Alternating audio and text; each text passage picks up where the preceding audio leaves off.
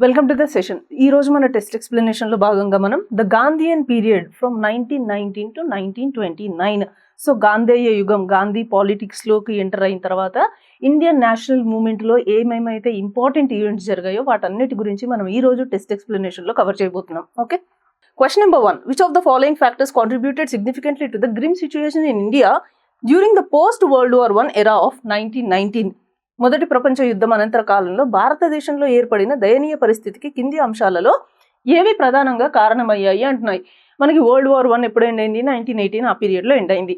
So world war 1 complete అయిపోయిన తర్వాత దాని యొక్క ఇంపాక్ట్ ఇండియా మీద ఎలా ఉంది అనేది మనకి ఇక్కడ క్వశ్చన్. ఆప్షన్స్లో మనకి ఏమి ఇచ్చారు? A, sky rocketing prices of the essential commodities, నిత్యావసర వస్తువుల యొక్క ధరలు విపరీతంగా పెరిగిపోయాయి అంటున్నారు. B, high taxation to recover war expenditures, యుద్ధ వ్యయాలను భర్తీ చేయడానికి అధిక పన్నులు విధించడం. C, exploitation by the allied nations, మిత్ర రాజ్యాల దోపిడీ అంటున్నారు. సో వరల్డ్ వార్ 1 యొక్క ఇంపాక్ట్ ఇండియా మీద ఎలా ఉండింది అని అంటే, ఫస్ట్ వచ్చేసి ఏ మనకి కరెక్ట్ ఇక్కడ, sky rocketing prices of the commodities, మనం నిత్యావసర వస్తువులు ఏవైతే ఉన్నాయో వాటి ధరలు విపరీతంగా పెరిగిపోయాయి అనమాట. సో మనం ఆల్రెడీ మీకు గుర్తున్నట్టయితే అహ్మదాబాద్ మిల్ స్ట్రైక్ అక్కడ వర్కర్స్ ఎందుకు చేశారు? వాళ్ళ డైలీ వేజెస్ని పెంచమని, వాళ్ళ వర్కర్ యొక్క శాలరీని పెంచమని. ఎందుకు వాళ్ళు శాలరీని పెంచమంటున్నారు? వరల్డ్ వార్ 1 జరుగుతుంది కాబట్టి ప్రతి కమోడిటీ యొక్క రేట్ అనేది చాలా ఇన్ఫ్లేట్ అయిపోయింది. సో ఆ నిత్యావసర వస్తువులు మేము కొనుక్కోవాలి, వాటికి తగ్గట్టుగా మా శాలరీలు ఉండాలి అని చెప్పేసి వాళ్ళు శాలరీలు హైక్ చేయమని చెప్పేసి డిమాండ్ చేస్తారు, స్ట్రైక్ చేస్తారు.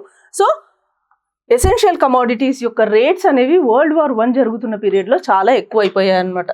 సో దీని ఎఫెక్ట్ మన ఇండియా మీద ఉంది. B, high taxation to recover war expenditures.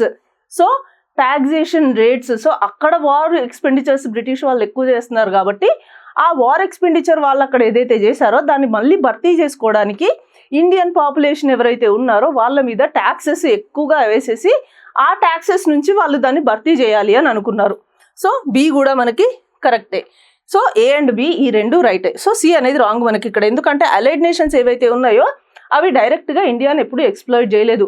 మన ఇండియా ఎకనామిక్గా కంప్లీట్గా వీక్ అవ్వడానికి కారణం వచ్చేసి బ్రిటిష్ ఎక్స్ప్లాయిటేషన్, కానీ అలైడ్ నేషన్స్ ఎక్స్ప్లాయిటేషన్ కాదు.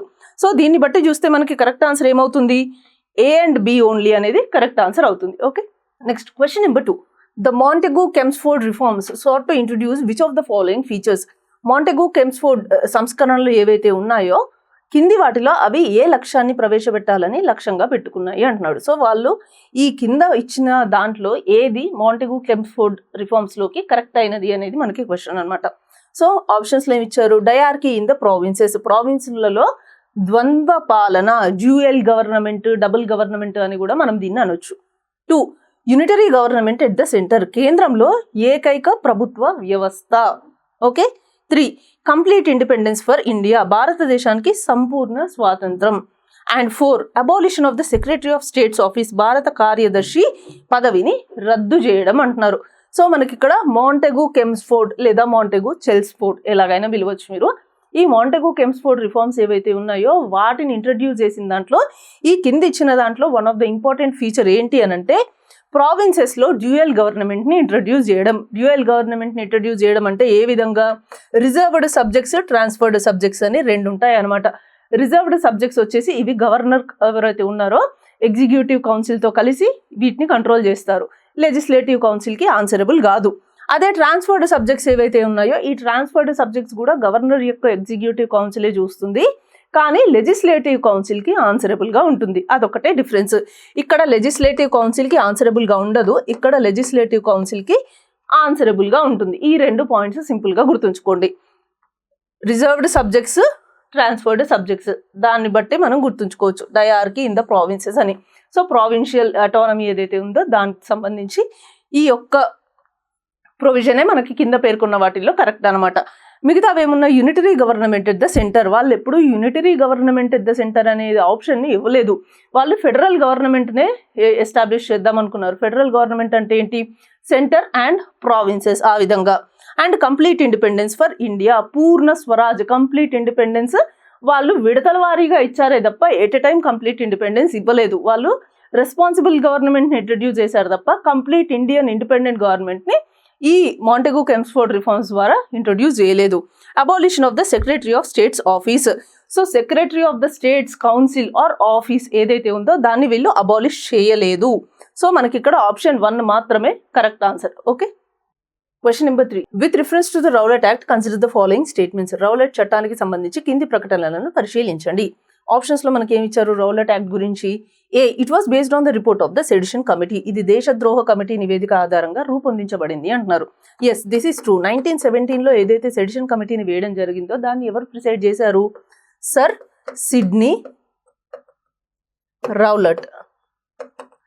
సో ఈయన ఏదైతే రిపోర్ట్ని తయారు చేశారో సెడిషన్ కమిటీ రిపోర్ట్ని, ఆ రిపోర్ట్ని బేస్ చేసుకునే ఈ రౌలట్ యాక్ట్ని 1919లో ఇంట్రడ్యూస్ చేయడం జరిగింది. సో మనకి ఆప్షన్ ఏ అనేది correct. B, it allowed for the suspension of the habeas corpus for political prisoners. రాజకీయ ఖైదీల విషయంలో హేబియస్ కార్పస్ హక్కును నిలిపివేయడానికి ఇది అనుమతించింది అంటున్నారు. హేబియస్ కార్పస్ హక్కు అంటే ఏంటి అని అంటే, ఈ రాజకీయ ఖైదీలు ఎవరైతే ఉన్నారో వాళ్ళకి అగేన్స్ట్గా ఎలాంటి వారెంట్ లేకున్నా కూడా వాళ్ళని అరెస్ట్ చేసి వాళ్ళని ప్రిజనర్స్ లాగా జైల్లో బంధించడం అనమాట. అంటే వితౌట్ ఎనీ ట్రయల్ వాళ్ళని 2 years వరకు కూడా బంధించి పెట్టడం. అదే ఈ సస్పెన్షన్ ఆఫ్ హేబియస్ కార్పస్ అంటే.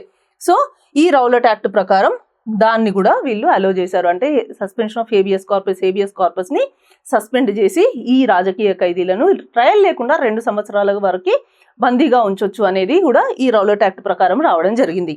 C, it was widely supported by the Indian National Congress. దీనికి భారత జాతీయ కాంగ్రెస్ విస్తృత మద్దతు తెలిపింది అంటున్నారు.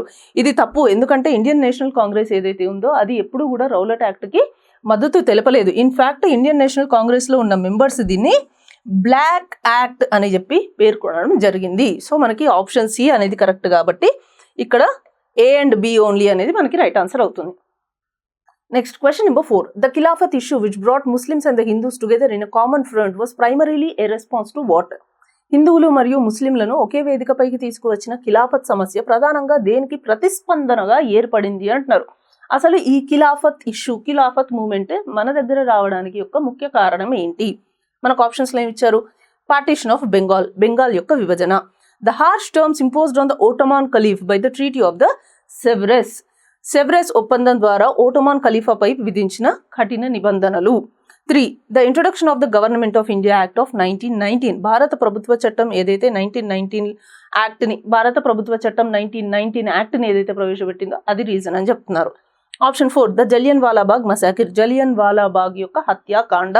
సో ఇక్కడ ఖిలాఫత్ ఇష్యూని ఇండియాలో రావడానికి ఒక ముఖ్య కారణం వచ్చేసి ఆప్షన్ 2లో ఏదైతే ఉందో harsh terms imposed on the Ottoman caliph by the treaty of Sevres. ఈ ట్రీటీ ఏదైతే ఉందో దీన్ని ఎప్పుడు సైన్ చేసుకున్నారు?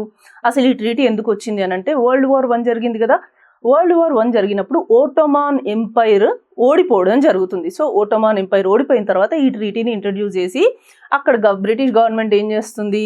ఈ ఓటోమాన్ ఎంపైర్లో వాళ్ళు ఎవరైతే ఖలీఫ్ అని పిలుచుకుంటారో, సుల్తాన్ ఆఫ్ టర్కీ అంటే ఈ ముస్లిం పాపులేషన్ ఏదైతే ఉందో ప్రపంచవ్యాప్తంగా వాళ్ళందరికీ ఖలీఫ్ అనే అతను స్పిరిచువల్ లీడర్ అనమాట. అయితే ఈ ఖలీఫ్ మీద చాలా రెస్ట్రిక్షన్స్ని ఇంపోజ్ చేస్తుంది, కండిషన్స్ని ఇంపోజ్ చేస్తుంది.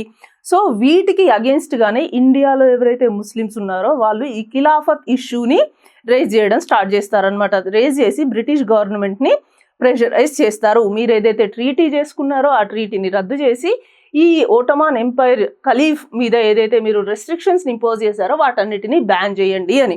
సో మన దగ్గర ఖిలాఫత్ ఇష్యూ ముస్లిమ్స్ రేజ్ చేయడానికి ముఖ్య కారణం వచ్చేసి ఆప్షన్ 2లో ఉన్న ఈ ఓటోమాన్ ఖలీఫాపై విధించిన ఈ కఠిన నిబంధనలు అనేది correct answer. Question number 5. Consider the following pairs regarding non cooperation moment. సహాయ నిరాకరణ ఉద్యమానికి సంబంధించి కింది జతలను పరిశీలించండి అంటున్నారు. మనకి ఇక్కడ నాన్ కోఆపరేషన్ మూమెంట్కి సంబంధించి 3 డిఫరెంట్ స్టేట్మెంట్స్ ఇచ్చారు. ఫస్ట్ స్టేట్మెంట్ ఏమి ఇచ్చారు? Nagpur session the formal adoption of the non cooperation moment.